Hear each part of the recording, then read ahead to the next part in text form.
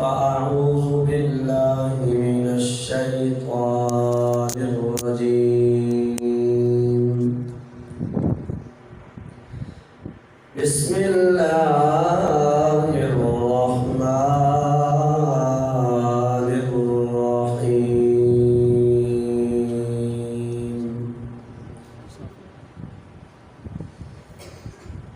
يا أيها الذين آمنوا كلوا من طيبات ما رزقناكم واشكروا لله إن كنتم إياه تعبدون.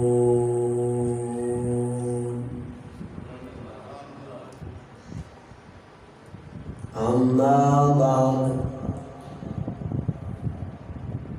الأخلاء يومئذ بعضهم لبعض عدو إلا المتقين.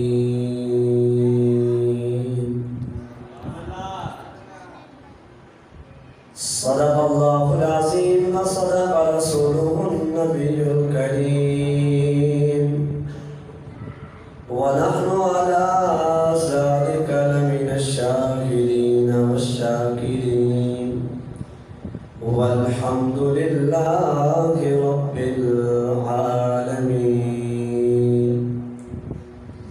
رب اشرح لي صدري ويسر لي أمري واحلل عقدة من لساني يفقه قولي.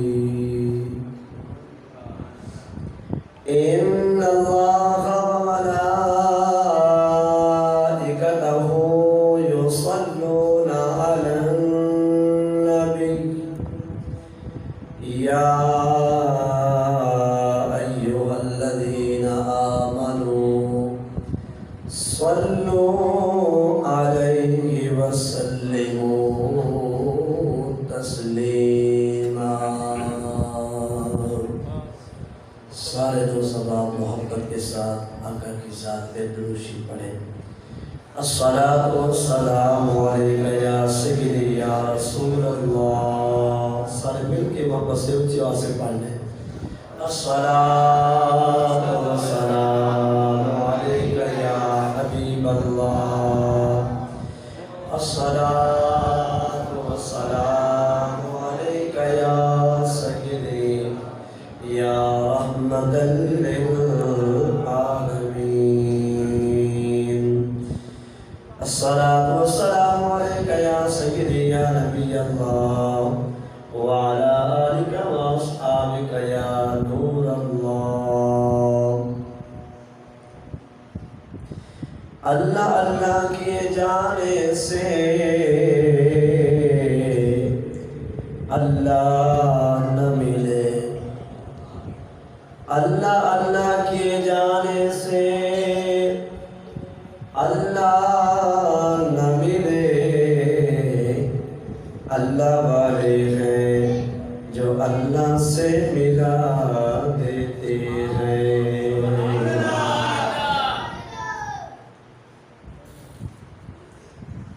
حمد و ثنا کے بعد میرے نہایت واجب الاحترام دوستوں، بزرگوں اور نوجوان ساتھیوں، السلام علیکم ورحمۃ اللہ وبرکاتہ.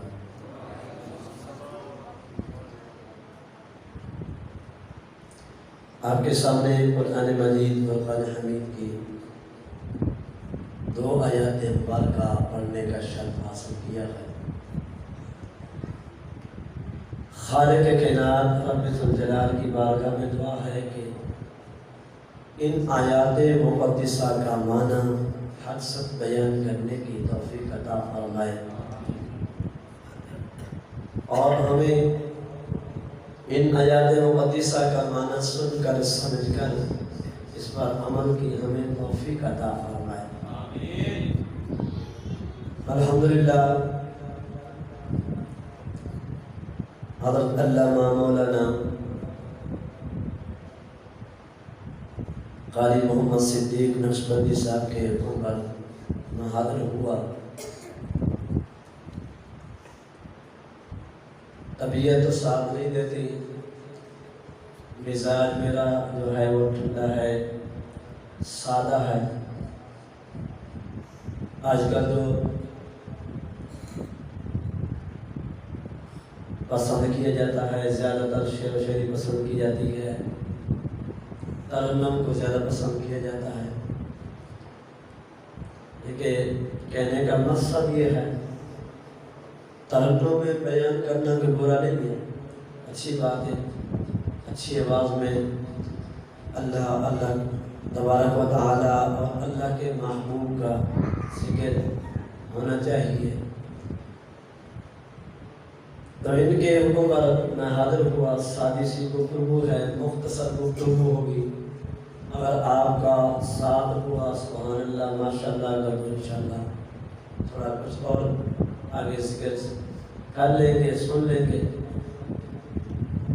اگر ذوق ختم ہو جائے تو جزاک اللہ کہہ دینا، پھر میں اپنی حاضری ختم کر دوں گا۔ اللہ تبارک و تعالی قرآن مجید فرقان حمید کی جو پہلی آیات مبارکہ پڑھی ہے، اس آیات مقدسہ کے اندر اللہ تبارک و تعالی ایمان والوں کو مخاطب فرما رہا ہے۔ فرمایا یا ایھا الذین آمنوا، اے ایمان والو، کلوا من طیبات ما رزقناکم، فرمایا کہ کھاؤ ہماری دی ہوئی ستھری چیزیں، پاک چیزیں۔ واشکروا للہ ان کنتم ایاہ تعبدون، فرمایا اللہ کا احسان مانو اگر تم اسی کو پوجتے ہو۔ اس آیات مقدسہ کے اندر اللہ تبارک و تعالی نے ہماری توجہ دلائی پاک چیزوں کو استعمال کرنے کی طرف۔ میرا موضوع یہی ہے، آج جن کی یہ محفل انعقاد پذیر ہے، تو ان کے والدین کا مقام کیا ہے، والدین کا تقویٰ کیا ہے۔ اللہ تبارک و تعالی نے اس آیات مقدسہ میں فرمایا اے ایمان والو، کھاؤ ہماری دی ہوئی ستھری چیزیں، اور اللہ تبارک و تعالی کا احسان مانو اگر تم اسی کو پوجتے ہو۔ اس آیات مقدسہ سے معلوم ہوا کہ اللہ تبارک و تعالی ہمیں ستھری چیزیں کھانے کا حکم دے رہا ہے، پاکیزہ چیزوں کو کھانے کا حکم دے رہا ہے۔ کہیے سبحان اللہ۔ نالا پڑھتے رہوں گے تو میں بھی رہوں شاید آپ کی حاضری پیش کرتا رہوں۔ فرمایا کہ کھاؤ ہماری دی ہوئی ستھری چیزیں، پاکیزہ چیزیں۔ اللہ تبارک و تعالی اس آیات مقدسہ میں ہماری توجہ پاک چیزوں کی طرف توجہ دلا رہا ہے۔ جس طرح نماز، روزہ، حج، زکوٰۃ فرض ہے، فرمایا کہ اسی طرح فرمایا کہ پاک چیزوں کو کھانا بھی، پاک چیزوں کو استعمال میں لانا بھی فرض ہے۔ میں تو یہ کہتا ہوں کہ جس طرح نماز فرض ہے، روزہ فرض ہے، حج فرض ہے، زکوٰۃ صاحب استطاعت پر فرض ہے، فرمایا کہ یہ ساری چیزیں جس طرح فرض ہیں، اسی طرح فرمایا کہ رزق حلال کا ہونا بھی فرض ہے۔ بلکہ یوں کہوں گا، ان تمام چیزوں سے پہلے، نماز سے پہلے، روزے سے پہلے، حج سے پہلے، زکوٰۃ سے پہلے انسان کے لیے رزق حلال کا ہونا ضروری ہے۔ اس لیے کہ ایک مسلمان جب حلال روزی کھاتا ہے، حلال روزی کھا کر نماز پڑھتا ہے تو اللہ تبارک و تعالیٰ اس کی نماز کو قبول فرماتا ہے۔ روزہ رکھتا ہے، اللہ اس کے روزے کو قبول فرماتا ہے۔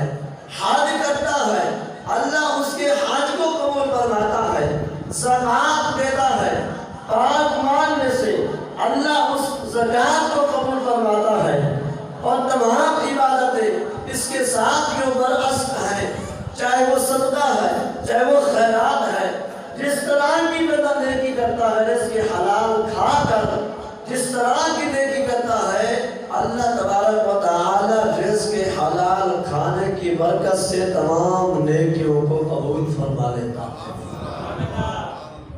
اور اسی طرح فرمایا کہ جس کے پیٹ میں لقمہ حرام کمائی کا چلا جائے، فرمایا کہ اس حرام لقمے کے نقصان دیکھے، فرمایا کہ نماز پڑھے گا، نماز قبول نہیں ہے، روزہ رکھتا ہے، حج کرتا ہے، زکوٰۃ دیتا ہے، دیگر نیکیاں کرتا ہے، فرمایا کہ جب تک یہ پیٹ میں حرام لقمہ چلا گیا، اس حرام لقمے سے تمام عبادتیں نامقبول ہو جاتی ہیں۔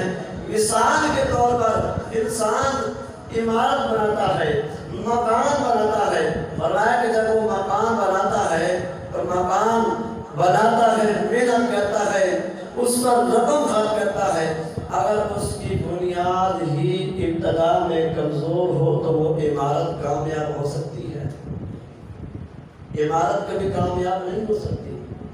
بنیاد کام اگر کمزور ہے تو اس کے اوپر کتنی منزلیں بن جائیں، تمام کی تمام منزلیں اس کی بیکار ہیں، اس لیے کہ اس کی ابتدا جو ہے ناقص ہے۔ اس لیے یہی مثال ہمارے لیے سبق ہے، فرمایا کہ اپنی ابتدا جو ہے رزق حلال سے کرو، اپنی عبادت، اپنی نماز، اپنا روزہ، اپنی زکوٰۃ، اپنا حج، اپنا ہر نیک عمل، فرمایا کہ رزق حلال کھا کر اگر تم عمل کرو گے اللہ تمہارے عمل کو قبول فرما لے گا۔ مشکاۃ شریف کی حدیث پاک ہے، کریم آقا صلی اللہ تعالی علیہ وسلم نے ارشاد فرمایا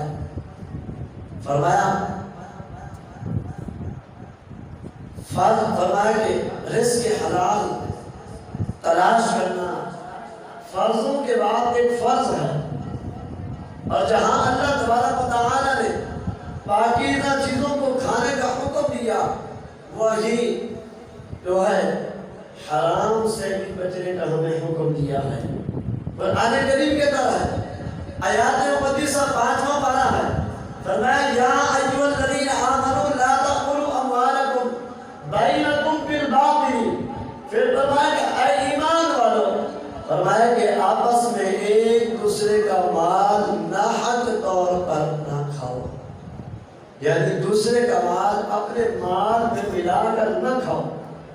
یہ اللہ تبارک و تعالی نے اس آیات مقدسہ میں ہمیں حرام سے بچنے کا حکم دیا ہے، دوسرے کے مال کو اپنے مال میں ملا کر کھانے سے ہمیں بچنے کا حکم دیا ہے۔ اس آیات مقدسہ سے یہ معلوم ہوا، مال چاہے ڈکیتی سے حاصل کیا جائے، مال چاہے رشوت سے حاصل کیا جائے، مال کسی بھی ناجائز طریقے کے ذریعے سے وہ حاصل کیا جائے، اور فرمایا کہ وہ مال قطعی طور پر حرام ہے، جو بھی شریعت مطہرہ کے بغیر، حکم کے بغیر، جو قرآن کی آیات مقدسہ بتا رہی ہے، فرمایا کہ جو قرآن کریم کی آیات مقدسہ کے خلاف جو رزق حرام جو ہے رزق تلاش کرتا ہے، ناجائز کمائی کے ذریعے سے، ناجائز طریقے کے ذریعے سے وہ مال حاصل کرتا ہے، فرمایا کہ وہ مال حلال نہ سمجھے بلکہ وہ مال حرام ہے، وہ مال حرام ہے۔ فرمایا پیغمبر صلی اللہ علیہ وسلم نے حدیث پاک مشکاۃ شریف کی حدیث پاک ہے، اللہ تبارک و تعالی نے قرآن مجید کے اندر بھی بتا دیا کہ پاکیزہ چیزوں کو استعمال کرو اور دوسروں کو مال کو اپنے مال میں ملا کر نہ کھاؤ۔ اللہ تبارک و تعالی کس چیز کو پسند فرماتا ہے؟ پیارا کریم صلی اللہ علیہ وسلم نے ارشاد فرمایا، مشکات شریف کی حدیث پاک ہے، فرمایا ان اللہ طیب لا یقبل الا طیبا۔ پیارا علیہ السلام نے فرمایا اللہ تبارک و تعالی خود پاک ہے اور پاکیزہ چیزوں کو وہ قبول فرماتا ہے۔ وہ خود پاک ہے، پاکیزہ چیزوں کو قبول فرماتا ہے۔ آگے چلتے ہیں، دوسری حدیث پاک مشکات شریف کی حدیث پاک ہے، میرے کریم آقا صلی اللہ علیہ وسلم نے فرمایا کہ حرام کی روزی پر پلنے والا گوشت جنت میں نہیں جائے گا۔ اور تیسری حدیث پاک مشکات شریف کی ہے، اس حدیث پاک میں ہمیں سمجھایا گیا ہے کہ حرام کا کتنا نقصان ہے، حلال کا کتنا فائدہ ہے۔ اگر حرام حلال مل جائے تو کیا حرام کے ساتھ جو حلال ملا ہوا ہے وہ حرام ہو جاتا ہے۔ حضرت ابن عمر رضی اللہ تعالیٰ عنہ آپ سے روایت ہے، آپ فرماتے ہیں کہ جب بندہ 10 درہم کا ایک کپڑا خریدتا ہے، فرمایا کہ ان 10 درہموں میں سے 1 درہم اگر حلال ہو، 9 درہم حرام کمائی کے ہو، تو فرمایا کہ اس درہموں سے اس رقم سے جب وہ لباس خرید کر نماز پڑھتا ہے، فرمایا کہ جب تک اس کے جسم پر وہ لباس رہتا ہے، فرمایا کہ اللہ اس کی نماز کو قبول نہیں فرماتا، اس کی نماز کو قبول نہیں فرماتا۔ اس حدیث پاک سے یہ معلوم ہوا اگرچہ 9 حصے حرام کے 1 حصہ حلال کا ہے، فرمایا کہ 1 حصے کو جو حلال تھا ان 9 درہموں نے ان 1 حصے کو حرام کر دیا ہے۔ تو اس سے معلوم ہوا کہ اگر حرام کمائی کے ذریعے سے حرام مال سے ہم لباس خرید کر اسی لباس کو اپنے جسم پر پہن کر نماز پڑھتے ہیں، تو فرمایا کہ جب تک وہ لباس ہمارے جسموں پر رہتا ہے اللہ اس نماز کو قبول نہیں فرماتا۔ تو اسی لیے ہمیں ان چیزوں پر غور کرنا ہے، توجہ کرنی ہے۔ حضرت سعد بن تستری رحمۃ اللہ تعالی نے آپ فرماتے ہیں کہ 7 اعضاء ایسے ہیں انسان کے، جب وہ گناہگار ہو جائے تو پھر انسان گناہوں کی طرف چلا جاتا ہے۔ فرمایا کہ سب سے پہلے فرمایا کہ انسان کی آنکھ گناہگار ہو جاتی ہے حرام کھانے سے، اور فرمایا کہ اسی طرح زبان جو ہے حرام کھانے سے یہ گناہگار ہو جاتی ہے، اور اسی طرح فرمایا کہ کان حرام کھانے سے گناہگار ہو جاتے ہیں، اور فرمایا کہ ہاتھ حرام کھانے سے گناہگار ہو جاتے ہیں، فرمایا کہ پیٹ حرام کھانے سے گناہگار ہو جاتا ہے، شرمگاہ گناہ حرام کھانے سے گناہگار ہو جاتی ہے، اور پاؤں جو ہے حرام کھانے سے گناہگار ہو جاتے ہیں۔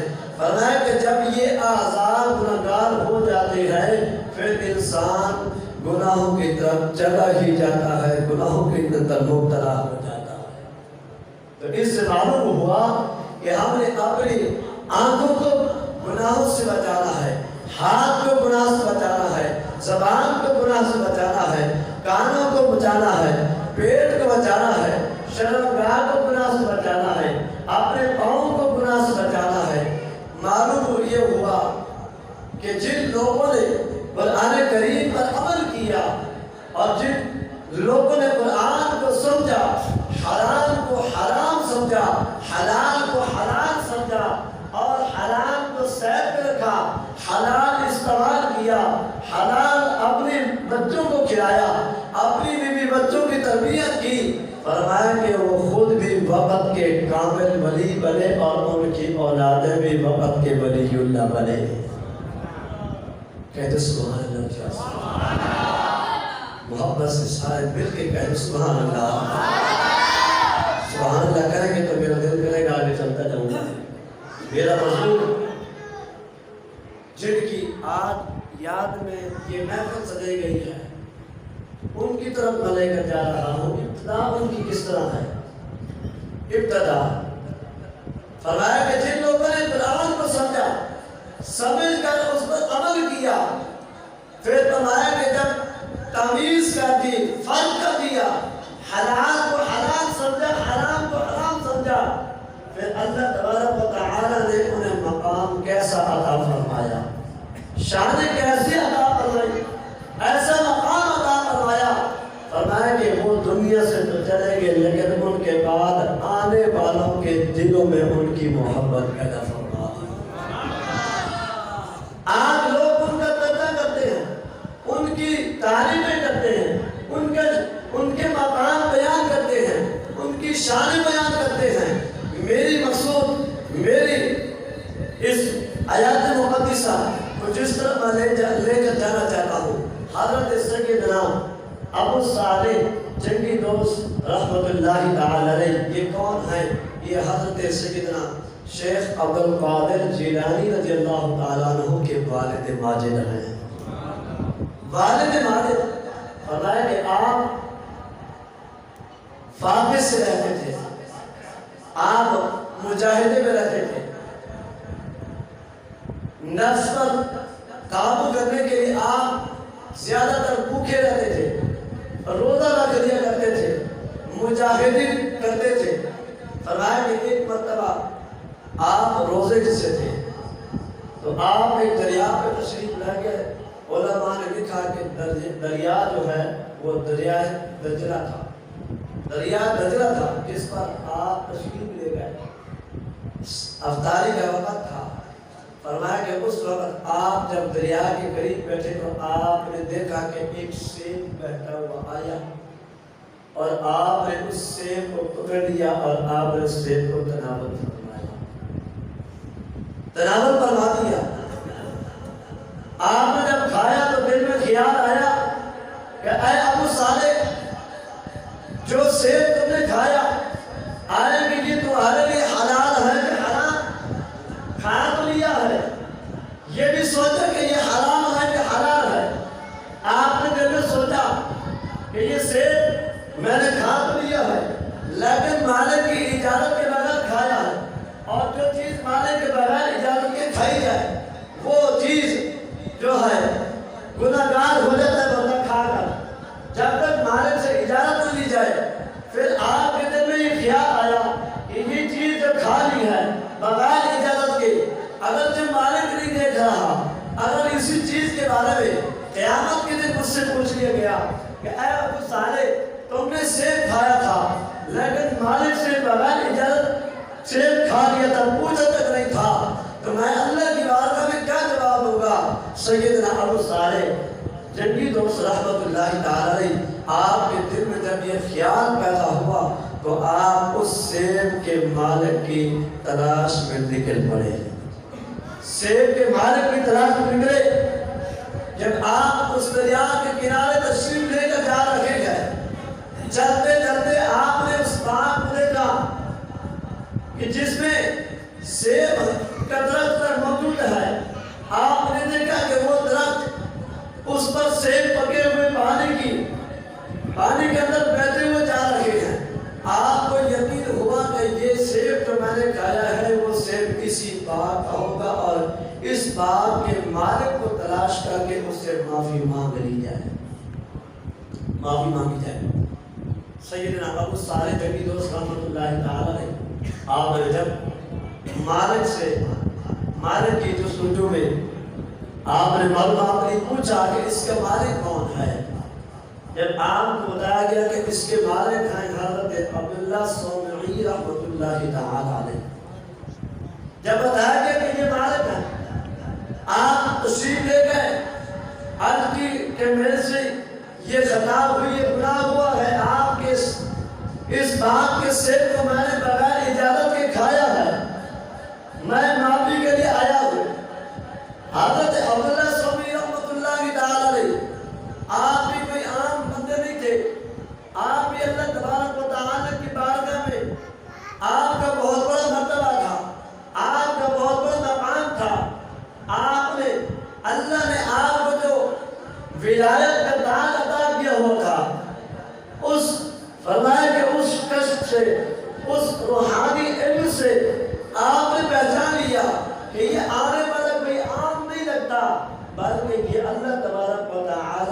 ایک معلوم ہوتا ہے۔ کہہ سبحان اللہ۔ جس کو سمجھ آئیے وہی کہے سبحان اللہ چواسا۔ فرمایا کہ یہ عام انسان ہے، یہ اللہ تبارک و تعالیٰ کے پاکیزہ مطلب معلوم ہوتا ہے۔ جب حضرت عبداللہ سوری رحمۃ اللہ تعالیٰ کی خدمت میں آپ نے عرض کی کہ حضور معافی مانگنے کے لیے آیا ہو، مجھے معافی عطا فرما دے، تو آپ نے فرمایا کہ کیوں نہ ہو کہ اس بندے کو کچھ سالوں کے لیے اپنے پاس ہی رکھ لیا جائے، اپنے پاس رکھ لیا جائے۔ اللہ والے پہچان لیتے ہیں عادتوں کو، انداز کو پہچان لیتے ہیں۔ جب انداز کو دیکھ لیا، پہچان لیا کہ یہ عام انسان نہیں بلکہ اس کا مرتبہ بہت بلند ہے، یہ اللہ کی بارگاہ میں اس کی مقام اونچا ہے، آپ نے فرمایا کہ معافی تب ملے گی جب آپ 10 سال ہمارے باغ کی خدمت کریں گے۔ ایک روایت میں 10 سال لکھا ہے اور ایک روایت میں فرمایا کہ 12 سال اس باغ کی آپ نے خدمت کر دی ہے۔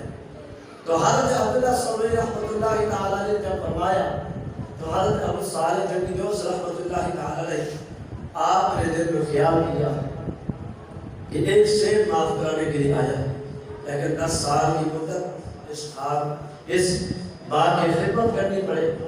آپ نے سوچا کہ اگر بات میں خدمت نہیں کرتا تو مہلت نہیں ملتی، معافی نہیں ملتی۔ ایسا نہ ہو کہ اللہ کی بارگاہ میں اس کے جواب دینا پڑے، تو آپ نے اس وقت اس 10 سال کی بات کی خدمت کو آپ نے اس محنت کو قبول فرمایا کہ مجھے آپ کی یہ شرط منظور ہے، میں آپ کے باغ کی 10 سال خدمت کروں گا۔ تو حضرت ابو صالح جنگی دوست رحمۃ اللہ تعالیٰ نے آپ نے باغ کی خدمت کی، 10 سال تک آپ خدمت کرتے رہے۔ بہت ساری روایت آتی ہے، اس کے اندر بہت چیزیں آتی ہیں، لیکن موضوع کو آگے لے کے جانا چاہتا ہوں۔ حضرت ابو صالح جنگی دوست رحمۃ اللہ تعالیٰ نے خدمت کرنے کے بعد جب آپ حضرت عبداللہ سوری رحمۃ اللہ تعالیٰ کی بارگاہ میں حاضر ہوئے، کہا کہ آپ معافی مانگنا چاہتا ہوں، مجھے معافی عنایت فرما دیں۔ تو آپ نے فرمایا کہ ایک اور شرط ہے، وہ شرط قبول کرو گے اس کے بعد تمہیں معافی دی جائے گی۔ تو آپ نے فرمایا کہ اور کون سی شرط ہے؟ تو حضرت عبداللہ سوری رحمۃ اللہ تعالیٰ علیہ آپ نے فرمایا کہ وہ شرط یہ ہے کہ میری بیٹی ہے، فرمایا کہ اس کے اندر 4 عیب ہیں، فرمایا کہ وہ آنکھوں سے نبیلی ہے، زبان سے گونگی ہے، ہاتھوں سے معذور ہے، پاؤں سے بھی معذور ہے۔ یہ عیب اس کے اندر موجود ہے، اس سے نکاح کرنا ہے، نکاح کرنے کے بعد تمہیں اجازت مل سکتی ہے، معافی ہو سکتی ہے۔ آپ نے پھر دل میں خیال کیا کہ آنکھوں سے نبیلی ہے، زبان سے گونگی ہے، ہاتھوں سے معذور، پاؤں سے معذور ہے، کہا کہ پوری زندگی کا مسئلہ ہے، کس طرح زندگی گزار لی جائے گی؟ پھر آپ نے سوچا کہ یہ دنیا کی زندگی جو ہے یہ جوانی پانی ہے، یہ پانی جو جوانی ہے ختم ہو جائے گی۔ ایسا نہ ہو کہ کل قیامت کے دن اللہ تبارک و تعالیٰ کی بارگاہ میں جواب دینا پڑے۔ آپ نے فرمایا کہ آپ کی یہ دوسری شرط بھی مجھے قبول ہے، میں آپ کی اس دوسری شرط کو بھی قبول کرنے کے لیے تیار۔ حضرت ابو صالح جنگی دوست رحمۃ اللہ تعالیٰ علیہ آپ نے جب دوسری شرط قبول کی، آپ کا نکاح ہوا، تو آپ کے نکاح ہونے کے بعد آپ کو اسی حجرے میں بھیجا گیا جس کمرے میں حضرت عبداللہ سوری رحمۃ اللہ تعالیٰ علیہ کی صاحبزادی وہاں موجود تھی۔ تو حضرت ابو صالح جنگی دوست رحمۃ اللہ تعالیٰ علیہ آپ جب اس مکان میں، اس کمرے کے اندر، اس حجرے کے اندر تشریف لے گئے تو آپ نے دیکھا کہ ایک حسین و جمیل خوبصورت نوجوان خاتون بیٹھی ہوئی ہے، آنکھیں بھی درست ہیں اور ہاتھ بھی درست ہیں، پاؤں بھی درست ہیں۔ آپ نے دیکھا کہ یہ تو کوئی اور معلوم ہوتی ہے، جو مجھے عیب بتائیں گے تو وہ تو اس کے اندر نہیں ہے، وہ عیب نظر نہیں آ رہے۔ آپ باہر نکلے، حضرت عبداللہ سوری رحمۃ اللہ تعالیٰ علیہ آپ کا سامنا ہوا،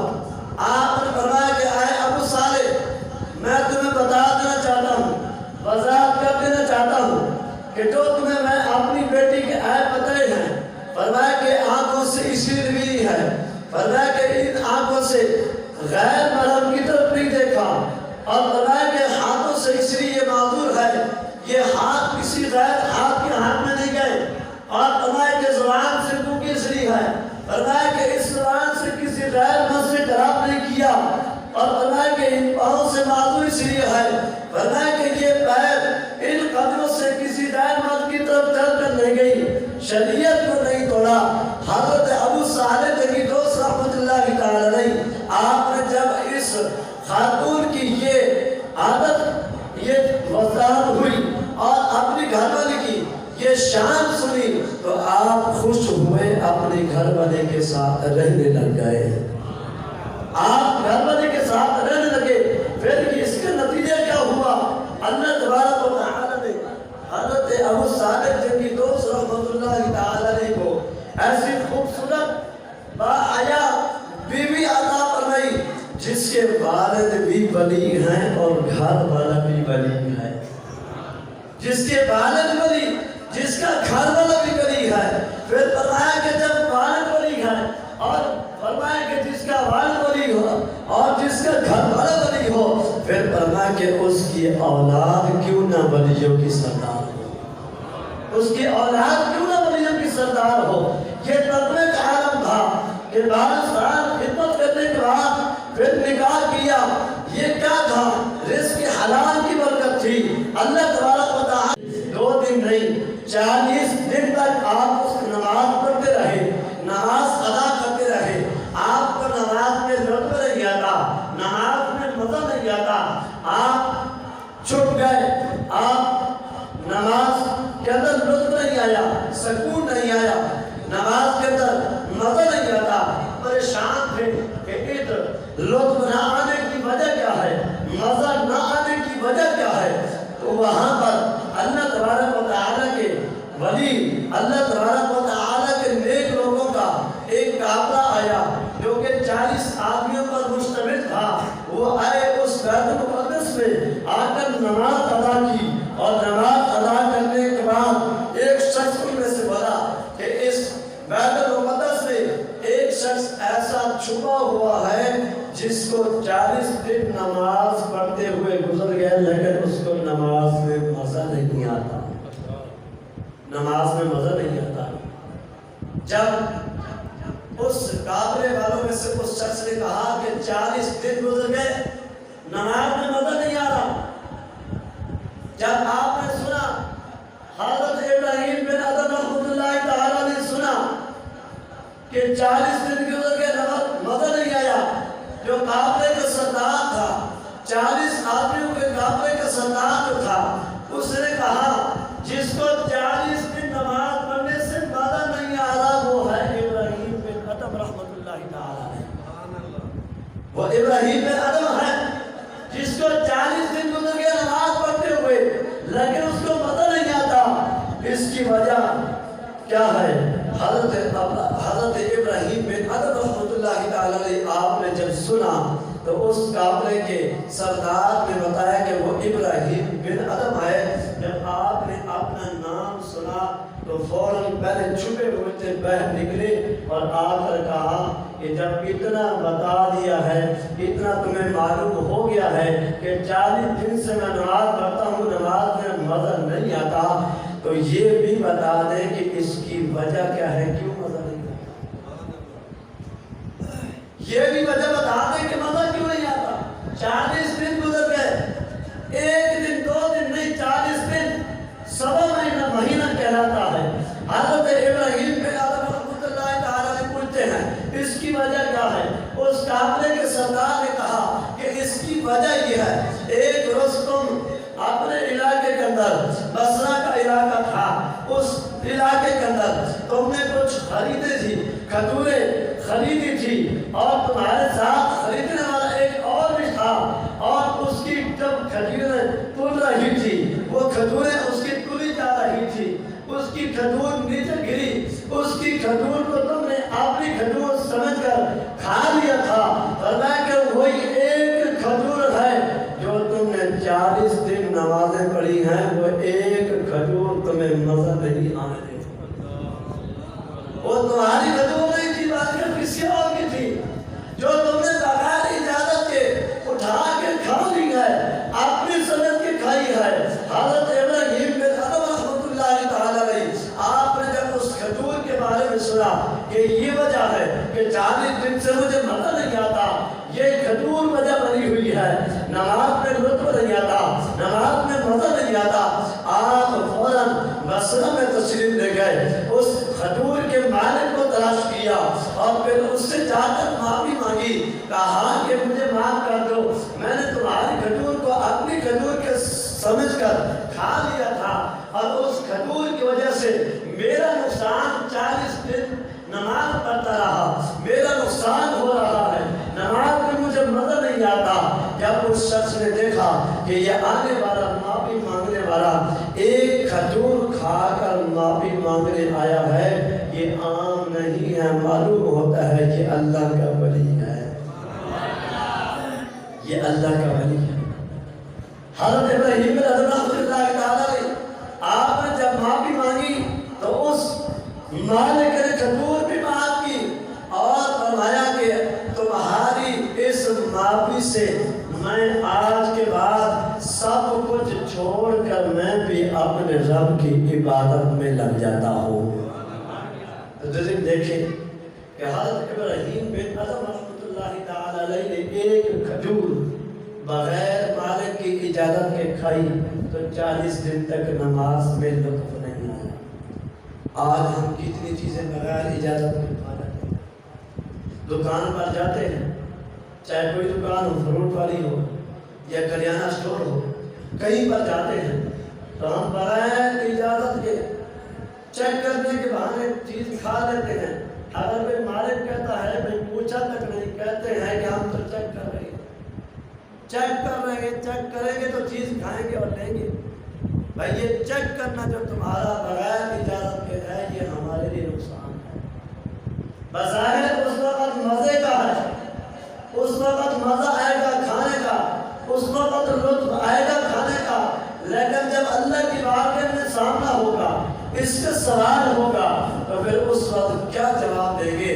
تو معلوم ہوا کہ جو چیز ہم استعمال کریں وہ رزق حلال کی چیز ہو، رزق حلال کو اپنائیں اور حرام سے بچیں، اور اللہ تبارک و تعالیٰ کے ان برگزیدہ لوگوں کے تقوی کو دیکھیں، اور اس طرح جس طرح انہوں نے تقوی اختیار کیا، حلال کو حلال سمجھا، حرام کو حرام سمجھا اور ان میں فرق کیا، پھر انہوں نے اللہ تبارک و تعالیٰ کی عبادت کی، انہوں نے نماز پڑھی، روزہ رکھا، حج کیا، زکات کی ادا کی، جو بھی نیک عمل کیا ہے اللہ تبارک و تعالیٰ نے ان کے عمل کو قبول فرمایا اور انہیں اونچا مقام عطا فرمایا۔ تو دوستو کو اللہ تبارک و تعالیٰ سے دعا ہے کہ رب ذوالجلال ہمیں رزق حلال کمانے کی، کھانے کی ہمیں توفیق عطا فرمائے۔ قرآن کریم کی جو آیات مقدسہ ہم نے سنی، احادیث مبارکہ سنی اور اولیاء کا ذکر سنا، اللہ سب کا، ہم سب کا سننا اپنی بارگاہ میں قبول فرمائے اور اولیاء کرام کے نقش قدم پر ہم سب کو چلنے کی توفیق عطا فرمائے۔ آمین۔